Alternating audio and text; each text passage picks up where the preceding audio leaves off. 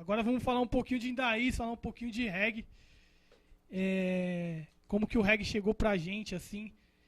E eu queria perguntar pra você, Bob. Você ali, eu lembro que a gente estudou junto, né?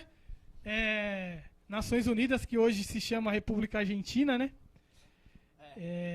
E a gente estudou junto, ouvia muito rap na época, né? Você já estava mais no reggae. Eu queria que você falasse como que foi esse começo aí, como que o reggae chegou, se tinha alguma cena de dub já, ou só era banda, como que foi esse começo com a cultura reggae? Bom, eu comecei a ouvir reggae com 12, 13 anos, através de um primo meu, Claudinho.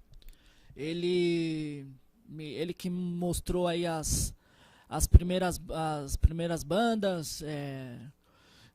Comecei a ouvir aí Bob Marley, Peter Tosh, de reggae nacional nativos, que hoje é Nat Roots, Edson Gomes, Tribo de Jah.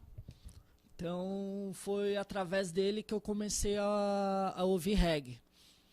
E desde então não parei mais, é um estilo de música que eu ouço, como falei, desde os 12 anos, e é um estilo único. E aí, a partir do reggae, eu comecei a procurar mais sobre a música jamaicana. Muitos não sabem, mas o rap é jamaicano, ele não é americano. Ele começou lá na Jamaica com os sound systems. O Selecta colocava as bases lá e o pessoal rimava. Só que aí muito imigrante jamaicano foi para os Estados Unidos. Aí melhorou, modificou, né, evoluíram e virou o rap que é hoje. Mas o rap nasceu na Jamaica. E você falou de sound system, né? Cena Sound System, no meu ver, eu comecei em 2006. A gente ia muito pra Holy Club na Augusta, nas festas Java que tinha lá de sexta-feira. Ia muito pro Sarajevo também na Augusta, tinha o Planeta Dub. Eu comecei a ter o contato com o Sound System aí.